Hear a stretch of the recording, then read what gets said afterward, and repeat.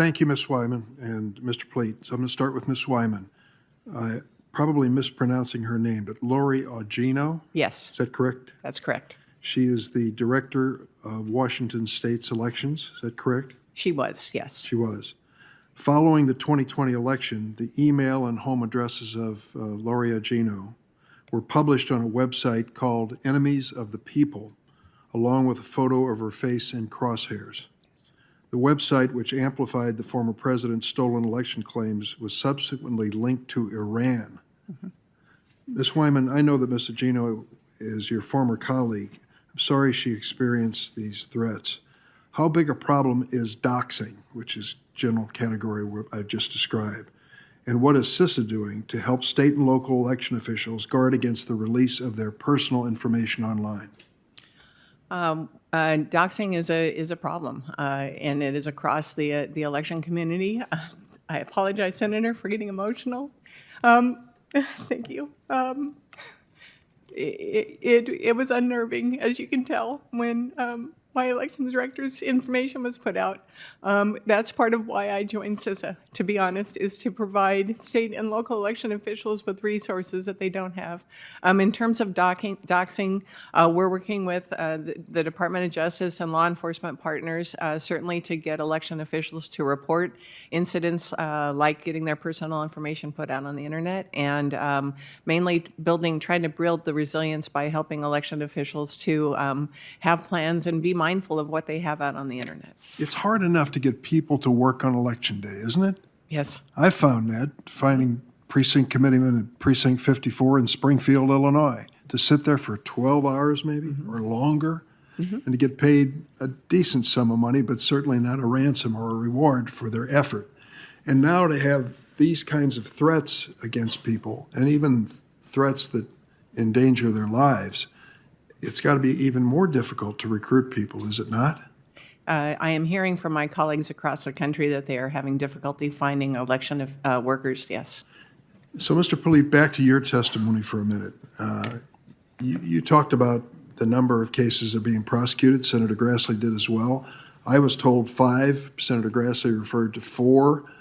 You've said how difficult it is to really make a case, even when we have the evidence that we described this morning. Tell me the dilemma we face here. People don't want to work supervising elections and follow the law if they're going to be harassed and intimidated. I don't want them to be harassed and intimidated, but it's happening. So what's your task force doing about it? Senators, first of all, let me just say I certainly share, and the department shares, the concerns related to the election community that have been raised in the video from Ms. Freeman in particular. It's very powerful testimony. The number of cases that the task force has charged to date is 5. In addition, there have been a number of state prosecutions. I believe the number is 3 at the state level.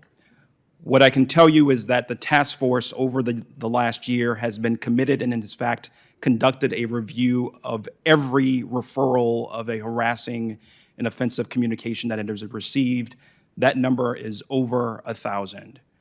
And as I mentioned in my opening comments, Senator, the overwhelming majority of those communications, although they are certainly harassing, they are certainly disturbing, in many cases, the overwhelming majority of cases, they will not satisfy the legal standard that the First Amendment provides for proving a true threat. That is a serious threat of unlawful violence. What about doxing? Is there anything that you're considering that will protect people like this Washington State Director of Elections from this kind of harassment and intimidation online? Certainly, Senator. And again, part of this work of the task force is certainly leaning in on enforcement as a tool, but it cannot be the only tool that we are utilizing. It's part of the reason why we have lifted up potential grant funding for election community officials to provide security as necessary. Doxing, as you said, is certainly a very serious issue. And one of the aspects of the task force's work is, in addition to that assessment of each case for potential criminal prosecution, it is also assessed for whether there is an imminent threat of physical violence. Well, let me ask you, before you go further, and I just have 15 seconds left. Certainly. When we do a survey of election officials, most of them don't know you exist. what kind of communication are you sending out that might alert them to the possibility that you're there if needed? This has been a tremendous amount of outreach to the election community, Senator. Just recently as Monday, I was on a video call with over 600 members of the election community. That is the third such outreach I have done. The task force itself has been involved in outreach to conferences, state and local prosecutors, state and local law enforcement, members of the election community such as national associations, and in fact, I will be speaking at the National Association of Election Officials annual conference at the end of this month. I'm going to close my questioning by saying that Senator Grassley has raised an important question. Aren't there more important things you could focus on? But if we lose the integrity of our election system that is so fundamental to our democracy, you know, I don't know if we even have a Senate Judiciary Committee when it's all said and done. We've got to really look at the basics, and the basics say protect your democracy and protect the people who, by and large, are not making a fortune, but are volunteering their time, in many instances, to make this election process work. And for them to be intimidated to the point where they drop out of the picture or, God forbid, there are some results that don't reflect reality, that to me is fundamental to our democracy. I thank you both. Senator Grassley.